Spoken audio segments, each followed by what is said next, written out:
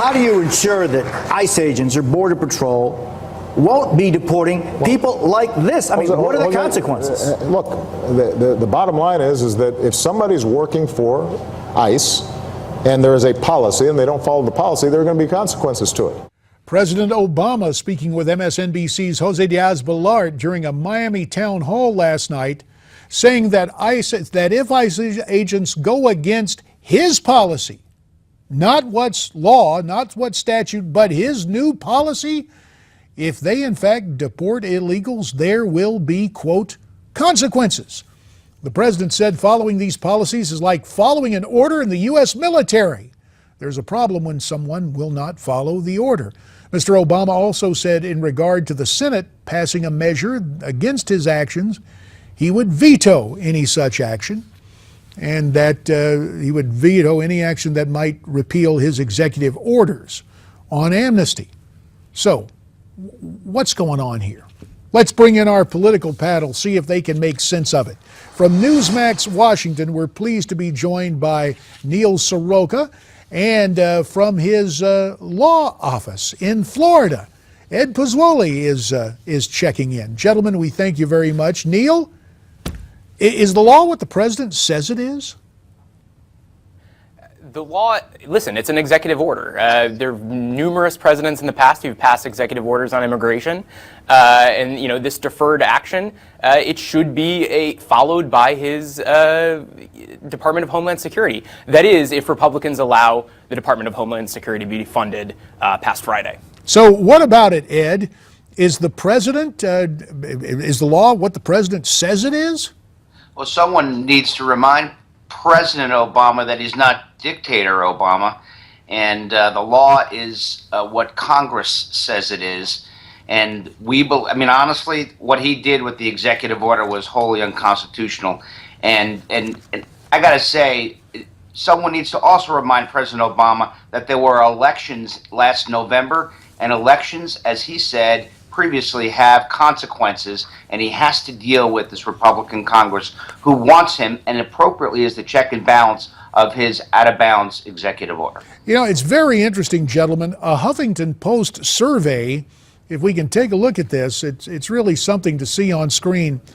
This is the Huffington Post, and their evaluation is that 35% of Americans responding to their question believe the president, quote, doesn't have America's best interests at heart.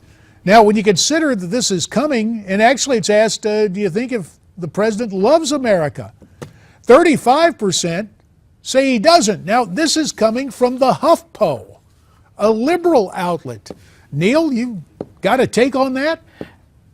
Yeah, it's a silly poll. I mean, listen, that same poll also showed how the responses are directly related to how people identify themselves partisanly. So, not surprisingly, Republicans think thinks Barack Obama doesn't love America. Democrats think Barack Obama does. And a vast majority of Americans, because they sit in the middle, are like unsure. It's a silly question. It's really just a proxy for, do you like President Obama? And I think it should be viewed as such. Well, okay, there was another much more serious question yesterday in the Senate. That's DHS funding. The clean bill, Ed, passes something like 98-2. So have the Republicans rolled over again, and the president doesn't have to worry about the results of the midterm election? Well, he should worry, and we shouldn't roll over.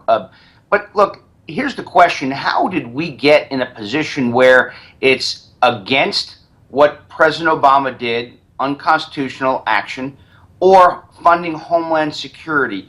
How did the leadership of the Republican Party get this in this position? We should not be putting against funding Homeland Security at this time and place while we're fighting what is clearly an illegal, unconstitutional action of the president's. I don't like the setup, but I would say I don't think we should capitulate on this, because people need to know all essential personnel for Homeland Security will be in place regardless of the funding occurs or not on Friday.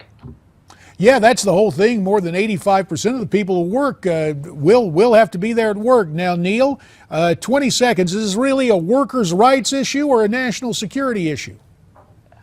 Listen, our people who need provide national security need to provide that national security. The fact is, Republicans are just being wholly irresponsible. They're playing politics with some of the most important things that our country does for us, and it's really despicable partisanship. And I thought it was partisan and despicable to change a policy on amnesty unilaterally and jeopardize our national security that way. More with the panel next. The whole reason net neutrality is going to go through is because millions, literally 4 million people sent in emails to their congressmen and to the FCC in favor of it. Net neutrality is good. Net neutrality is going to work. It's going to happen in some form. So said cyber expert Stephen J.J. Weissman on this program yesterday. But the debate continues over so-called net neutrality. The FCC meeting at this hour, voting along party lines to impose those new rules. This as a report that billionaire George Soros and the Ford Foundation have donated up to $200 million to advocate net neutrality. So with those financing lines being drawn, what's the real story on this? Let's continue our conversation with our political panel. Ed Pozzuoli is the president of the Tripp Scott law firm, former co-chairman of the Bush for Governor. That'd be Jeb Bush for Governor down in Florida. Neil Sroka is at Newsmax Washington, where he serves as communications director for the group Democracy for America. Ed, is net neutrality an accurate name for what the FCC is about to vote on? No. It's about the George Soros bill, wanting the government to control the internet. And we need more regulations on the internet. These are the same folks that gave us Obamacare, that gave us, the post office, that gave us the Veterans Administration. Come on now. This is clear and simple, a matter of control that the government knows best, and it's going to regulate the internet. I don't want any part of that. Well, mindful of that, now, Neil, earlier you were telling us why the president had to issue executive orders. We got something a little bit different here. We have a regulatory agency that by law is supposed to wait for congressional statutory authorization to promulgate regulations, and it's full speed ahead today with this meeting. To make it worse, the chairman of the FCC wouldn't even appear in front of the House Commerce Committee. Is this really giving Americans what they want, or is this just another run right over the system?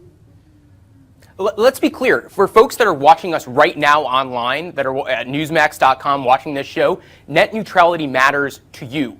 If Comcast or any company that you are renting your cable line from wanted to shut down access to Newsmax without these network neutrality regulations that are going through, they could, simply because they don't want you to list access to Newsmax. I've been in this fight long enough, and progressives have been on this fight for nearly 10 years. We've been in it so long that we remember there was a time when conservatives and progressives were working together towards network neutrality because the debate hadn't been infected yet by corporate Republicans who want to do whatever big business tells them to. Now, it's interesting as you caricature Republicans, Neil, and you talked about an earlier time with sweetness and light and harmony across the political spectrum. Ed, we're getting late reports that a lot of left-leaning groups are waking up to the scam that is about to be perpetrated. Why do you think suddenly some leftists understand it's not this big corporate monolithic plot? Because what your other guest said is simply not true. What you have is an influx of liberal money trying to galvanize greater control for a federal government and regulations. And look, we have a process in this country. It's about laws. It's about checks and balances. The idea that the FCC is bypassing Congress, the idea that they're making unilateral actions, it shouldn't surprise anybody after what the president's done on a variety of issues. But the FCC has regulatory authority over telecommunications. The FCC may have regulatory authority, but the statutory authority belongs to the Congress of the United States, Neil. And regulation regulatory authority has the authority to create regulations.